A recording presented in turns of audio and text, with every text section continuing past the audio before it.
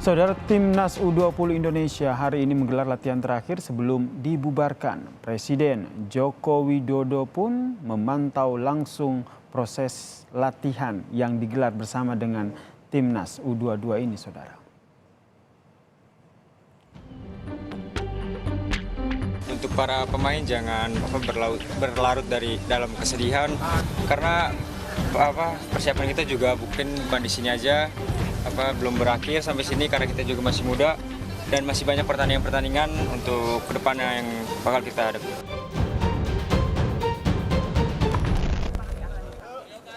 Kapten Timnas U20 Muhammad Ferrari menyampaikan apa pesan yang disampaikan oleh Presiden Joko Widodo kepada Timnas U20 saat bertemu dengan Joko Widodo di Stadion Gelora Bung Karno, Jakarta. Pertemuan ini sekaligus pengumuman Timnas U20 dibubarkan. Kepastian dibubarkannya Timnas U20 disampaikan pelatih Timnas Shin Tae-yong di tengah sesi latihan di Stadion Gelora Bung Karno. Lantas, apa rencana para pemain setelah Timnas U20 batal berlaga dan dibubarkan? Salah satu pemain Hoki Caraka menyebut, rencananya pemain Timnas U20 akan digabung dalam satu tim untuk tetap mengasah kemampuan dan bisa ikut berkompetisi.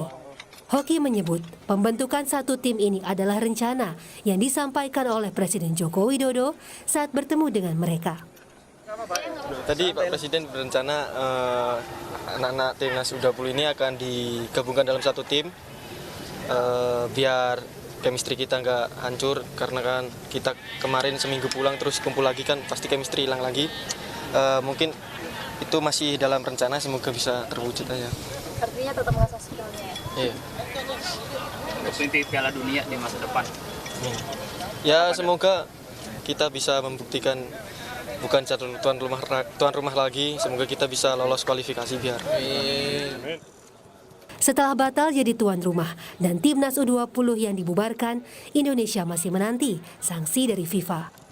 Presiden Jokowi pun sudah memerintahkan Ketua Umum PSSI Erick Thohir terus bernegosiasi agar Indonesia tidak disanksi FIFA setelah batal jadi tuan rumah Piala Dunia U20.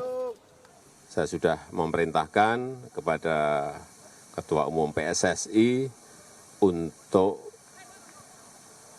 menyiapkan blueprint, menyiapkan peta jalan transformasi sepak bola Indonesia untuk segera disampaikan kepada FIFA dan juga untuk berkomunikasi terus dengan FIFA, baik dengan Presiden FIFA maupun dengan Konsil, agar kita tidak diberikan sanksi oleh FIFA. Dan dihapusnya status tuan rumah Piala Dunia U20 2023, otomatis tak ada tempat bagi skuad Garuda Nusantara untuk tampil di ajang 2 tahunan tersebut.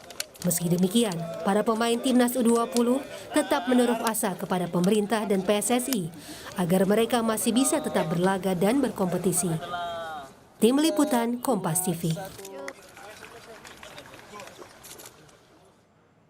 Saudara, lalu bagaimana nasib Timnas U20 pasca dibubarkan dan seperti apa peluang Indonesia lolos dari sanksi FIFA? Kita perbincangkan dengan pengamat sepak bola, Bang M. Kusnaini atau disapa Bungkus. Selamat malam Bungkus, selamat sehat, salam sehat. Selamat malam Bung Yasir. Bungkus, kalau kita lihat ini resmi dibubarkan, tentu jadi kesedihan tersendiri utamanya bagi Timnas U20 nih. Tapi tentu tidak boleh berlarut-larut, kan harus tetap bangkit kembali begitu. Pertanyaannya, apa langkah yang harus dilakukan? Langkah konkret lah yang harus dilakukan agar aset Timnas U20 ini tidak terbengkalai begitu.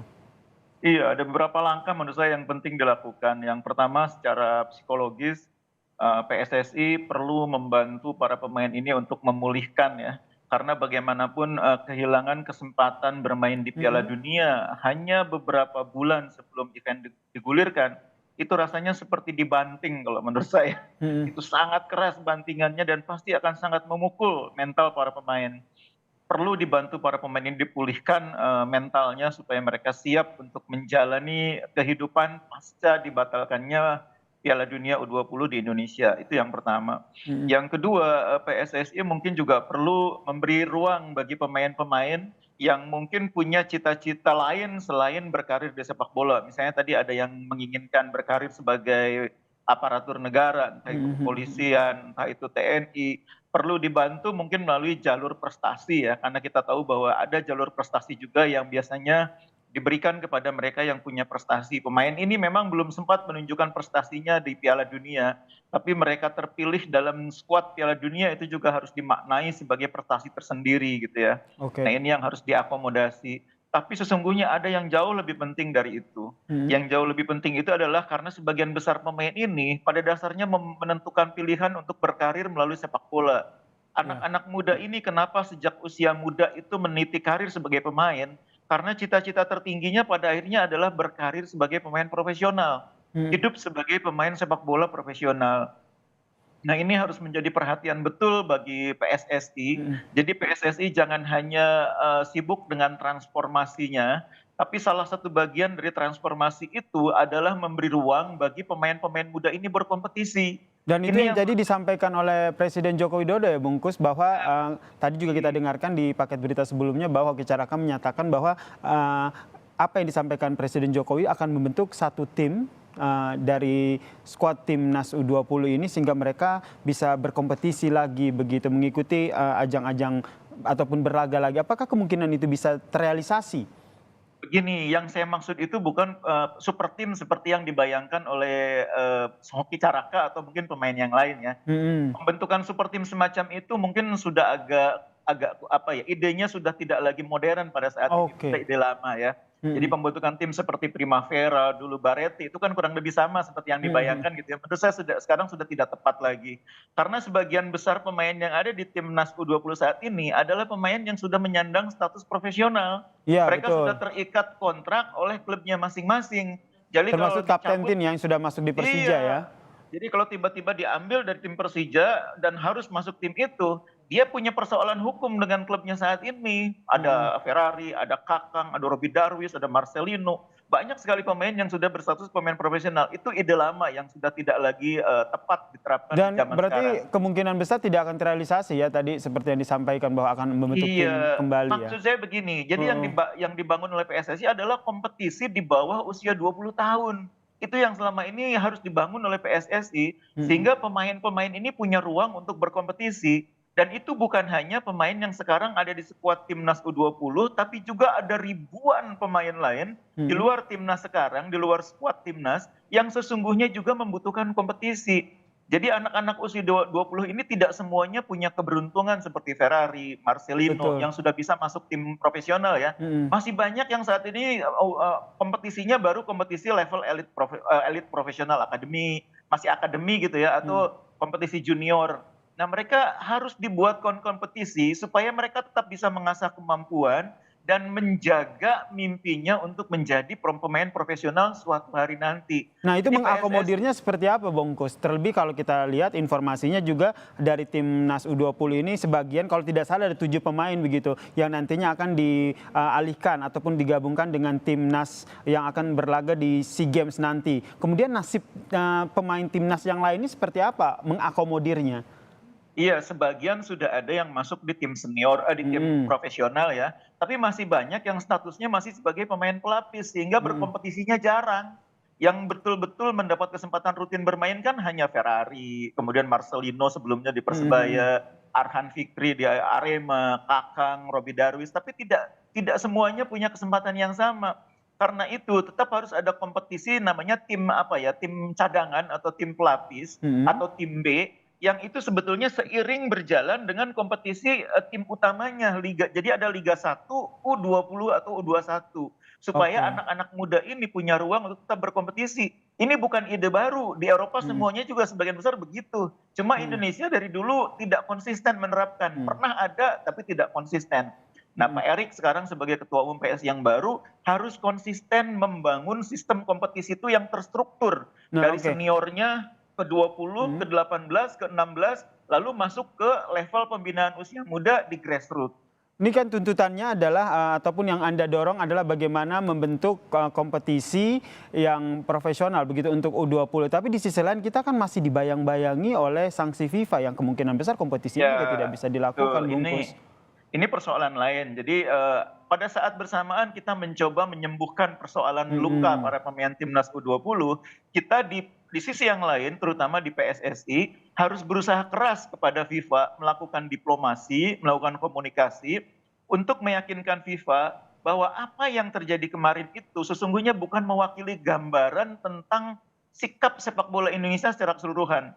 Jadi standing position kita pada dasarnya menurut saya sebagian besar itu sesungguhnya menginginkan Piala Dunia tetap digelar di Indonesia. Bahwa memang ada yang menolak itu kita akui sebagai fakta. Tapi kalau dibaca secara keseluruhan, secara utuh, mayoritas rakyat Indonesia sesungguhnya lebih menginginkan Piala Dunia tetap digelar di Indonesia.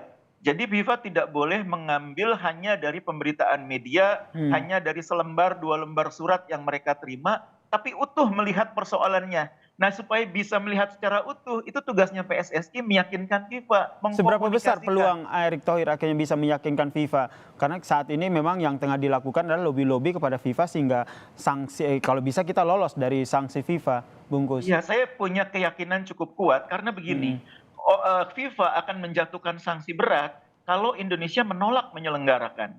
Tapi Indonesia kan tidak menolak menyelenggarakan. Indonesia tetap siap menyelenggarakan. Bapak Presiden bahkan dalam pernyataan terakhirnya sebelum Pak Erick berangkat menemui Presiden FIFA menyatakan Indonesia siap menerima siapapun negara yang sudah lolos.